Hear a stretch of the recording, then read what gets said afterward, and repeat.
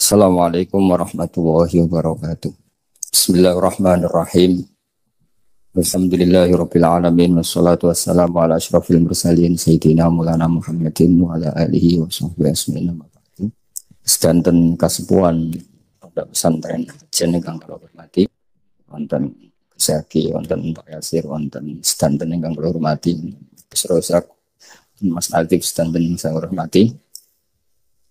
Kula mungkin baru malam ini keluar setelah ibu sakit di ICU 22 hari. Tapi saya memang di rumah sakit tiap malam tuh pulang untuk ngajar pondok saya. Karena saya ngajar Syariatullah Al-Khalidah karangan Sayyid Muhammad. Kenapa saya tetap ngajar? Karena kula itu termasuk orang yang sangat berkeyakinan kalian ad-dunya mal'unatun mal'unun ma fiha illa zikrallahi wa ma walahu au aliman au muta'alliman. Terus untuk menghilangkan laknatullah di dunia ini hanya zikrullah, termasuk yang disebut Rasulullah SAW adalah proses belajar mengajar. Au aliman au muta'alliman. Terus kula niku sangat fanatik kalian yang namanya belajar. Karena niku sing kula anggap engkang ngilangi adab, ngilangi laknat. Kula beberapa kali terdikte oleh baca. Misalnya baca sistem geologi bumi. Itu zaman wonten likuifaksi teng Palu. Itu beberapa ahli geologi tanya saya, Pak Bahak, apa ada pembenarannya dalam Quran? Saya bilang, sampean baca ayat ini dengan kamus bahasa Arab yang dikarang orang sekuler, atau bila perlu yang dikarang orang Kristen, biar kamu tidak nganggep saya ini nyari pembenaran. Selama ini alhamdulillah kadang kamus munjid itu terkenalnya itu dikarang orang non muslim, tapi kadang itu ada hikmahnya. Hikmahnya adalah, tapi saya bukan berarti menganjurkan belajar munjid, ini ada hikmahnya adalah madatul kalimah itu dimaknai secara benar menurut objektivitas ilmu. Singkat cerita tak suruh nyari makna maro yamuru maurad. Jadi Allah ngendikan teng surat Tabarok, apa kamu merasa aman? Merasa aman setiap saat man fis sama ayyakhsifa bikumul ardo fa idza hiya tamur. Allah zat yang menguasai langit setiap saat bisa saja melumerkan bumi ini. Jadi melumerkan tuh ya bahasa Arabnya tamur itu. Jadi Allah sudah mengingatkan bahwa potensi bumi ini memang likuifaksi karena di bawah ada magma, ada air, ada macam-macam. Kemudian potensi bumi ini juga dihantam oleh benda-benda langit. Sehingga Allah ngendikan innallaha yumsikus samawati wal ardo an tazula wala in zalata in amsakahuma min ahadim min ba'di. Jadi setiap saat mungkin meteor itu menghantam bumi, setiap saat mungkin Mars yang menghantam bumi. Sehingga kalau kita belajarnya itu geologi atau sistem galaksi, itu ketakutan kita ya pada likuifaksi, pada meteor yang jatuh, pada apa. Tapi kalau misalnya kita baca yang su'ul khotimah, ketakutan kita ya akan su'ul khotimah. Tapi terus kalau lihat berita TV corona, ya takutnya akan corona. Tapi setelah distatistikkan, misalnya belajar orang yang mati karena ngelindur, itu ya terus takut tidur, karena yang mati karena ngelindur itu juga banyak. Artinya apa? Membaca itu membentuk. Dan itu artinya belajar. Saya termasuk orang yang meskipun masih muda itu gak pati-pati mati. Ini yang membedakan saya dengan Gus Nazib PD saya kalau masalah ngadepi mati. Karena bukan berarti saya mesti soleh, mesti husnul khotimah, ya enggak. Ada istilah mati yang menyenangkan dalam diri manusia. Yaitu Nabi ngendikan Allahumma ahyini maka natil hayatu khairan li wa tawaffani maka natil wafatu khairan li. Sebagian doa, Allah maj'alil hayata ziyadatan li fi kulli khairin wal mauta rohatan li min kulli syarrin. Jadi mati itu akhir dari maksiat saya atau akhir dari potensi maksiat saya. Sehingga kata Sohibul Hikam, kamu harus percaya diri bisa selamanya tidak maksiat lagi. Orang kan tanya, masa manusia tidak bisa maksiat lagi? Ya bisa saja kamu pas taat terus mati, berarti sudah tidak bisa maksiat. Jadi ulama itu melihat mati itu akhir dari segala maksiat atau potensi maksiat. Di sini hebatnya lagi-lagi GNU. Bohong fasek gendong kayak apa kalau mati saya ge. Stonggone menang kabeh, saya ge menang kabeh. Sesuai kiai ini saya nih mun mboten saged maling, mboten saged korupsi. Oh nggih saya ini. Itu satu ilmu yang luar biasa. Meskipun ya tentu agak ngawur. Tapi itu bagus. Secara ilmu bagus karena al-maut adalah rohatun min kulli syarr. Lagi-lagi yang menyelamatkan itu illa aliman au muta'alliman. Proses belajar mengajar. Saya baca banyak tentang halal haram dalam kitab Imam Ghazali itu tak ulang berkali-kali. Saya tuh dulu ya gak paham karena kitab paling susah di bab Imam Ghazali itu menurut saya kitabul halal wal haram. Termasuk bagaimana cara ngelola amwalus salatin yang terkenal korup sementara menyumbang kamu sebagai jaizah, sebagai hadiah untuk para kiai atau untuk para guru. Itu perdebatannya ulama itu macam-macam. Ada yang bilang haram karena itu potensi haram atau memang benar-benar haram. Ada yang bilang boleh karena kalau yang pakai kamu untuk kebaikan kali dipakai mereka ruwet. Kebetulan yang partai ini lebih besar Mas Nadif. Ya alhamdulillah. Terus dikiaskan sama ghanimah. Lagi-lagi karena baca, saya itu pernah ditanya seorang dosen di Jogja. Gus, saya ini muslim mulai kecil dan saya peneliti, saya pernah sekolah di mana-mana. Yang ganjil dari saya tentang Islam itu satu, yaitu ghanimah. Kok kayak Islam tuh rampok gitu ya, perang sudah orang kafir tuh kalah, hartanya diambil gini-gini. Ya ghanimah. Terus saya memberi analogi, kalau ada garong ke kamu, bawa senpi, bawa pedang, terus kamu mengalahkan garong itu, alat-alat itu kamu kembalikan apa kamu sita? Ya saya sita, nanti dipakai garong lagi. Ya kira-kira seperti itu. Kalau dikembalikan ke orang kafir berarti menjadi kekuatan kekafiran lagi. Dan itu harbi. Dia baru nerima. Lagi-lagi ini barokahnya baca. Makanya saya diminta sama sini, ya saya tentu faktor hormat. Karena bapak saya memang dulu ngaji sama Badullah. Mbah saya itu terkenal wali, yang bapaknya bapak. Itu kalau kesini nyifati Badullah satu. Nur isido mondok gini itu enggak apa-apa. Pondok elek lah, kiaimu wali. Zaman itu bapak itu di kamar kursi ya masih ada kakinya. Saya dulu sering dijak ke sini sama bapak. Jadi mbah saya itu terkenal wali dulu. Jadi mbah saya itu tirakat terus sampai kapundhut itu poso terus. Kebetulan cucunya agak niru. Saya tidak niru itu karena itu Gus Zaki. Memang disuruh tidak niru. Kata mbah saya, kira usah tirakat, terus tak tirakat ya. Itu. Jadi saya, Mbah Mun juga gitu. Oh haram tirakat, tak tirakat ya. Saya senang sekali. Tapi tua-tua kok mikir putu. Nah, terus nerakati putuku sopo. Jadi mulai jadi kiai betul Mas Nadif, saya ini sudah mulai mikir putu. Karena saya ini termasuk orang yang kecelok alim yang enggak banyak orang menghormati karena sudah diramal sama mbah-mbah. Di dulu mbah saya Mbah Nur Sam itu kakak saya itu SMP SMA, kakak saya yang kedua juga SMP SMA. Mbah saya itu Mbah Nur Sam itu yang nganterkan bapak ketika mondok sini itu, yang ikrar karo Badullah wali Mbah Nur Sam. Ahli tirakat, ahli puasa. Itu bilang, Nur, anak sing iki aja pondok, aja sekolah no. Sumben sing ngalim ku anak sing iki. Ketika saya hampir tamat SD sama mbah saya Tuban, mbah saya Narukan juga di Sabdo begitu. Singkat cerita sama Mondok Sarang. Mondok Sarang pertama langsung dikenal Mbah Mun, wong anak kiai jadi langsung dikenal. Didoni macam-macam terus jadi wong alim juga ada yang ngelem. Biasa aja untuk dongane wong sepuh. Ya sebenarnya agak kecewa ya, saya inginnya kan dianggap prestasi gitu, ternyata dianggap doanya orang-orang. Ya makanya kula niki mriki ya rodok ya syukurlah sama Bang Mutamakin sama semuanya karena tadi kenapa saya harus cerita ini? Quran sendiri mengakui bahwa orang soleh itu diantara aturannya adalah dzurriyyatam ba'duha min ba'd.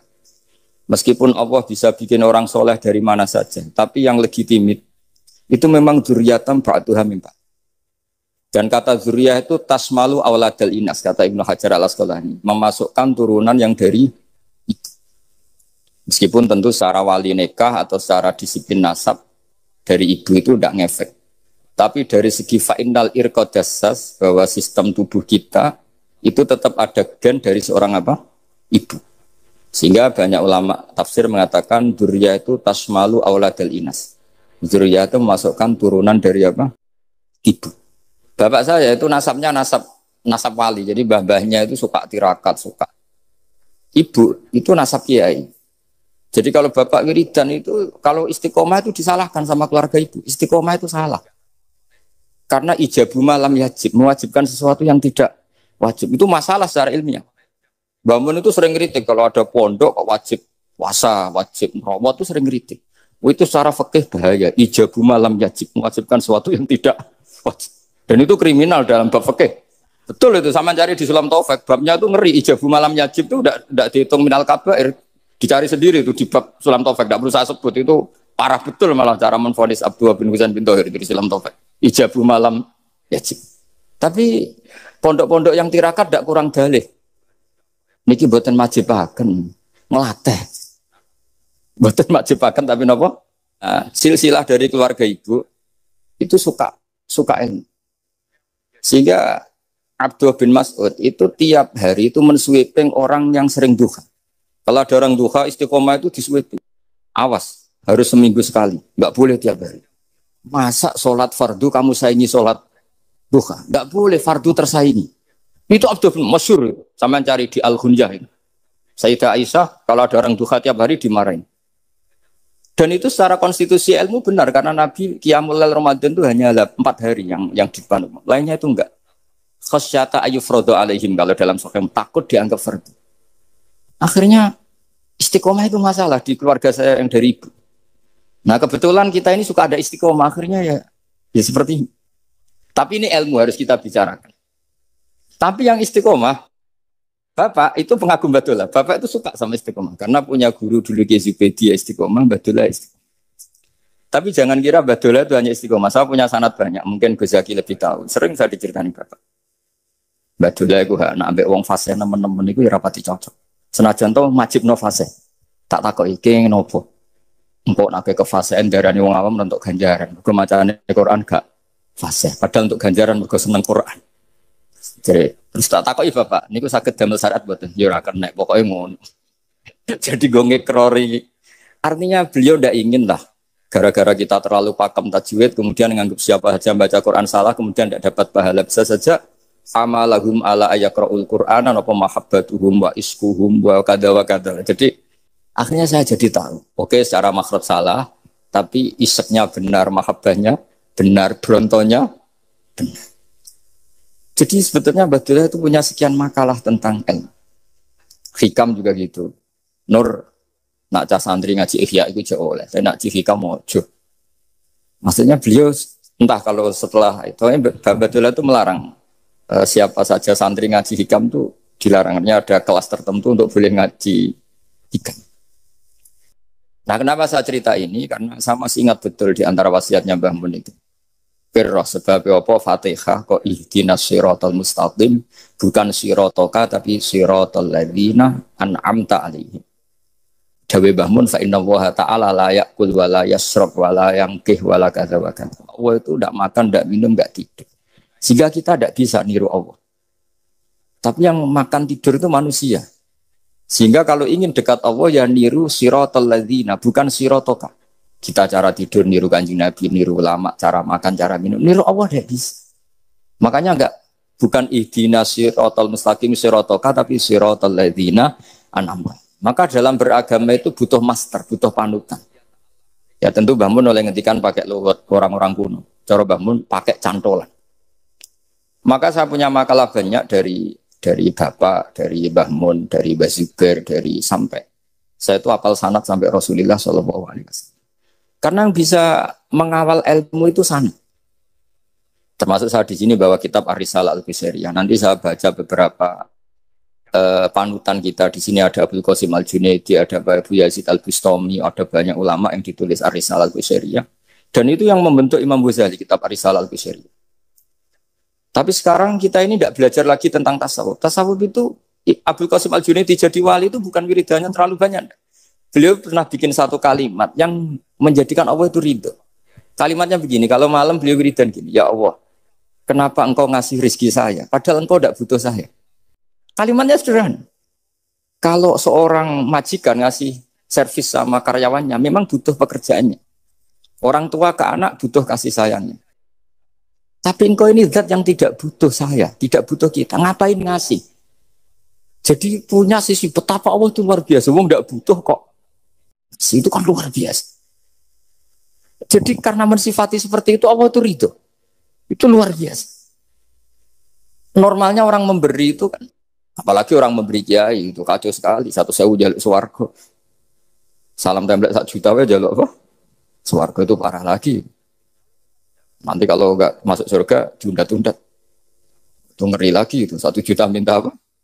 Surga. Sayyidina Ali, itu diantara sebabnya beliau dekat Allah itu karena muamalahnya sama Allah itu benar. Karena muamalah itu yang diriwayatkan di kitab Ar-Risalah itu syariah adalah masyhur itu. Kafani izzan antakuna li rabban wa kafani fakhran an aku nalaka abdan. Tiap malam ya beritanya itu. Ya Allah, saya sungguh sangat mulia karena engkau yang jadi Tuhan. Coba kalau saya dituhani manusia yang mati atau dituhani siapa yang mati juga. Wa kafani fakhran an aku nalaka abdan. Saya ini bangga sekali karena jadi budak, jadi hamba zat yang tidak mati. Jadi pakem-pakem yang menjadi masyrab kalau dalam bahasa tasawuf itu yang menjadikan wali. Sehingga yang dikatakan ibadah itu apa? Ma'rifatullah. Mengenali Allah secara benar. Jadi jangan kira wali-wali dulu terus terlalu istiqomah, enggak juga. Mereka punya pakem yang menjadikan Allah itu ridho. Saya beri contoh nih, di sini banyak makalah, nanti saya beberapa baca tabarruk. Banyak riwayat dari orang-orang sufi. Nabi Ibrahim itu pernah ketemu orang Majusi. Beliau terkenal sakhok, terkenal sakhian. Ketika ketemu orang Majusi, ya Ibrahim, saya ini sehari saja ngasih makan saya. Kamu kan tukang ngasih makan orang. Terus, ya tapi bisyarti antus lima, kamu harus Islam. Sefekehnya Nabi Ibrahim adalah kalau saya menolong dia berarti nolong orang kafir. Setelah orang itu lewat, berlalu karena Nabi Ibrahim gak mau hormat, Allah memberi wahyu ke Nabi Ibrahim. Kenapa ya Ibrahim tidak kamu terima 1 hari, kamu kasih makan 1 hari? Ya karena dia Majusi. Kata Allah, dia umurnya berapa? 60 tahun. Tanyakan, pernah kelaparan kan hanya hari ini? Iya ya. 60 tahun dia kafir tak kasih makan. Minta kamu sehari aja kok gak boleh. Akhirnya Nabi Ibrahim dipanggil orang Majusi, dikejar dipanggil. Ayo tak kasih makan 1 hari. Kok kamu sekarang jadi baik? Habis ditegur Tuhan. Terus kata, ahakada yu'amiluni. Apa seperti itu Tuhan memu'alamalai saya? Ya na'am. Akhirnya Islam orang Majusi. Jadi itu lagi-lagi ilmu. Jadi yang dikatakan ilmu itu satu teori atau kalimat atau apa saja yang menjadikan kita ini pakem. Meskipun pakem itu kadang sulit diterima orang-orang khusyuk. Orang khusyuk itu ya nyun sewu ada sisi nakalnya. Makanya Mbah Mun sering kayak jargon masyhur. Zada khusyuan, zada jalan, tambah khusyuk tambah bodoh. Bukan bodoh dengan makna salah itu enggak. Memang kadang terus anti ilmu. Misalnya gini, ini contoh yang karena saya ini mengkhidmati ilmu, saya beri contoh yang urusan ilmu. Ada orang sujud diinjek orang fasik, kepalanya diinjek orang fasik. Terus si orang yang sujud tadi ini ada di Sahih Muslim, juga ada di Ihya.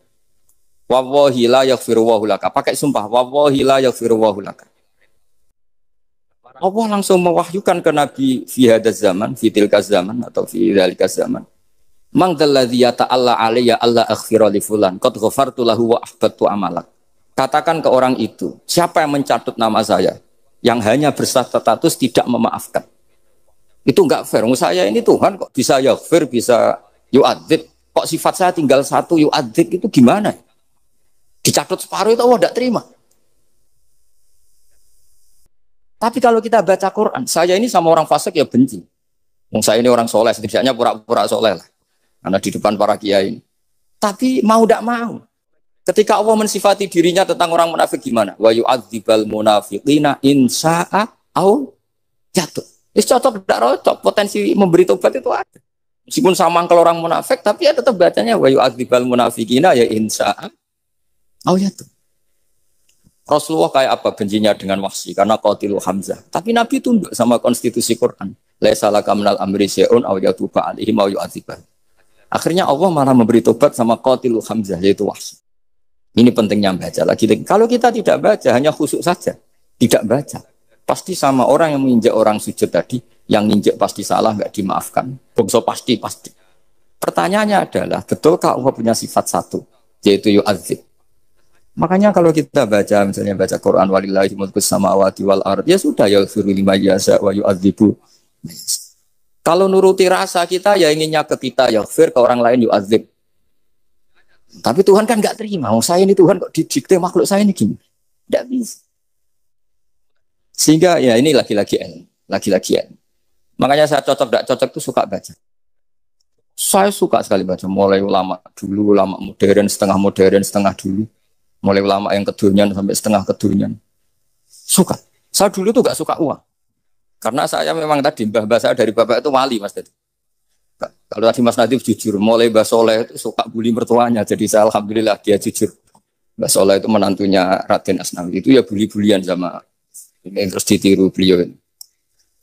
Itu gak suka sebenarnya. Saya itu ya pokoknya tadi kalau orang daftar wali itu kan gak suka sama. Karena mereka nangis ketika Allah ngendikan wa akridu wa atau ayat-ayat anfiku atau orang baik disifati wa akridu wa qardan hasanah. Itu hadal khitab li ahlil jiddi wasarwah. Ini khitab untuk orang kaya. Kalau isin Gusti jenengan nampen ngongkon infak kok kalau diinfaki. Jenengan nampen ngongkon ngamal kok kalau di ngamali. Jadi maka yuhibbunal mal, mereka tidak suka harta. Walakin liyana luladzatal khitab bil infak, dan itu harus kaya dulu untuk bisa infak. Jadi itu uniknya. Akhirnya saya Imam Sa'roni penting juga kaya.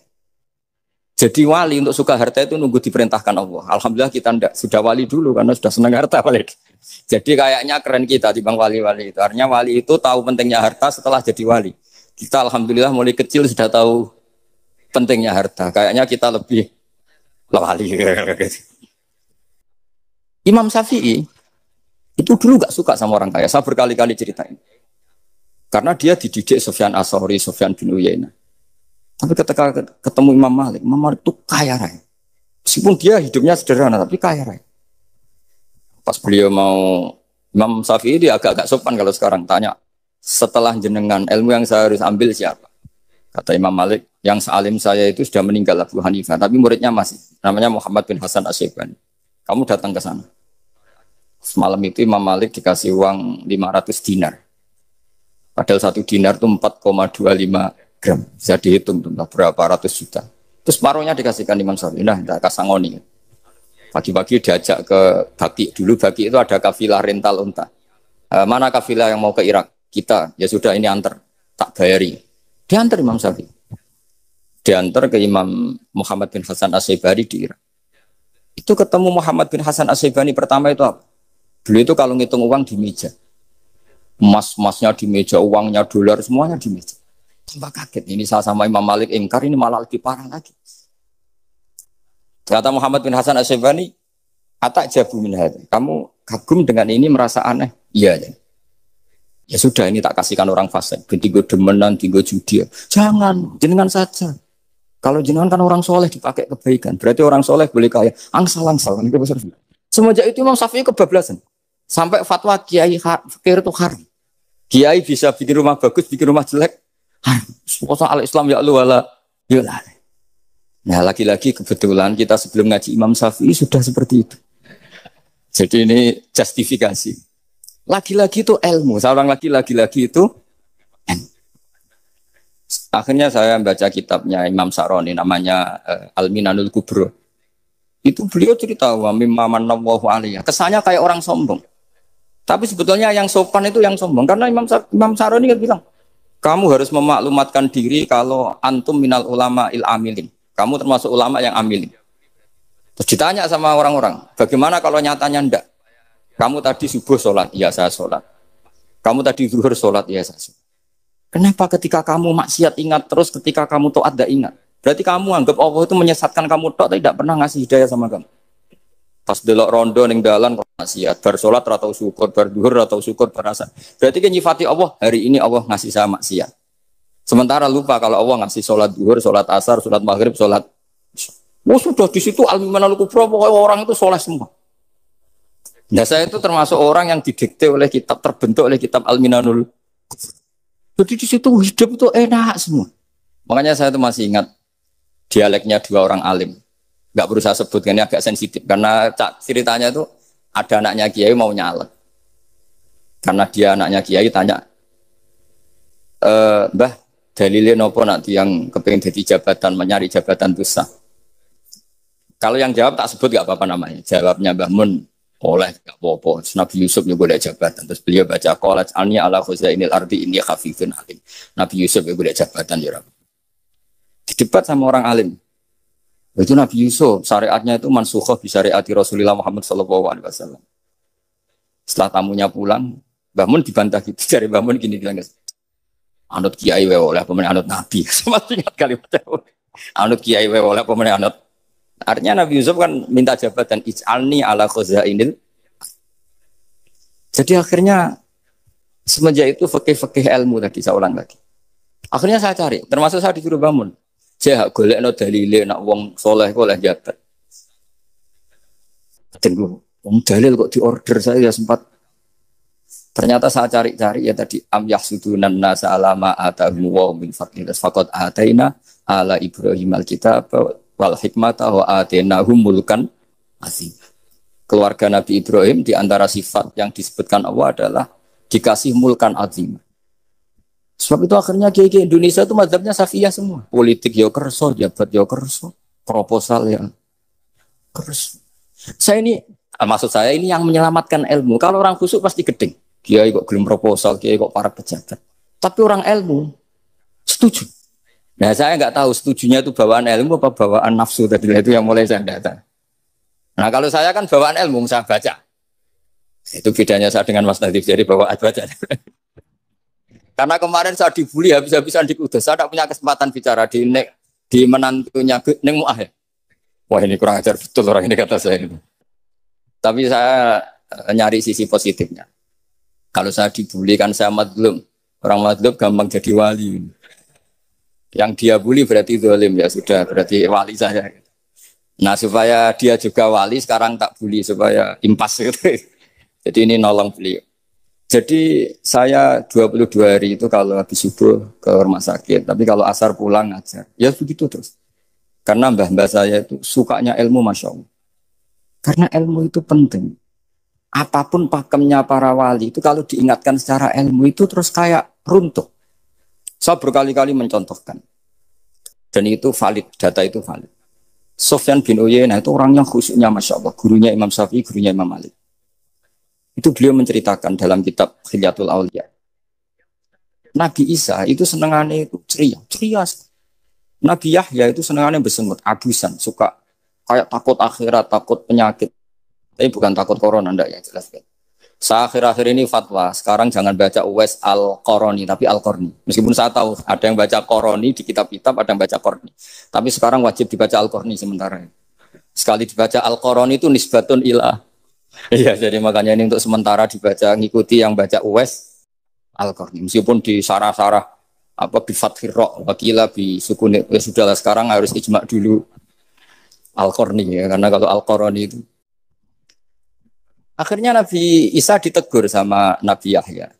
Mali aro kadohikan ka'anna kata manumin makrillah. Saya melihat kamu kok suka tertawa, seakan-akan kamu merasa aman tidak akan azabnya Allah. Nabi Isa akhirnya balas tanya, Mali aroka abisan ka'annaka tai asumin rahmatillah, taknatu min rahmatillah. Kowe mbesengut wae koyo dunia orang rahmat, anane corona tok. Padahal yo ono mangan, ono guyon, ono nikmat. Dan itu figur besar, akhirnya kita tahu. Dan saya sering cerita juga, setiap dakwah itu Nabi Isa nyari syirarun nas, Nabi Yahya cari khiyarun nas. Tentu alasan Nabi Yahya gampang, berteman orang baik itu baiklah. Terus akibatnya juga baik. Nabi Yahya enggak. Limada tanzilu ala syirarin nas. Kenapa kamu singgahnya ke orang-orang yang buruk? Ana tabibun udawil marto. Saya ini dokter, tentu menyembuhkan yang sakit. Akhirnya terus di Indonesia banyak kiai yang kancanan orang fasik ya banyak. Tapi ya tentu yang benar itu yang mensolehkan yang fasik. Yang mesti salah yang menjadi fasik karena ketularan yang. Tapi itu lagi-lagi apa? Ilmu yang bisa menjadikan kita percaya itu ilmu. Saya tuh suka sekali baca kitab yang berbeda. Saya sekarang baru belajar kitab orang-orang Hanafi. Orang-orang Maliki. Saya kemarin dikirimin hadiah oleh keluarga Pak Kures. Ada tanda tangannya Pak Kures dari Habib Ali, dari keluarga beliau. Ciri kitab namanya itu Sarah Bukhari. Yang dikarang orang India, orang modern. Anwar ya. Kiai Anwar Shah. Orang-orang India ya orang.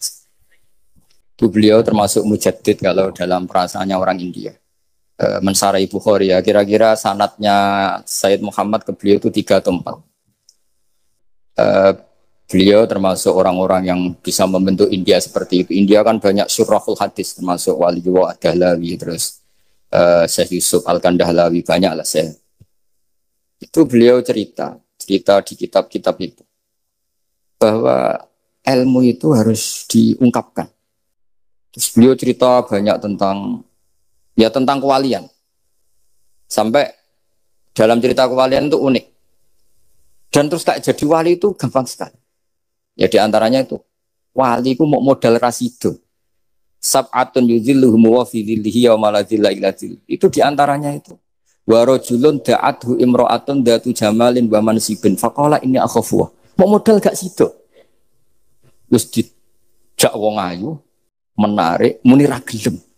Modal ra gelem iku iso dadi wah. Iku yuzilluhum wa fi dhillihi wa maladzilla. Ya. Nah, masalah kita ora digelemi lah itu masalah. Itu sang.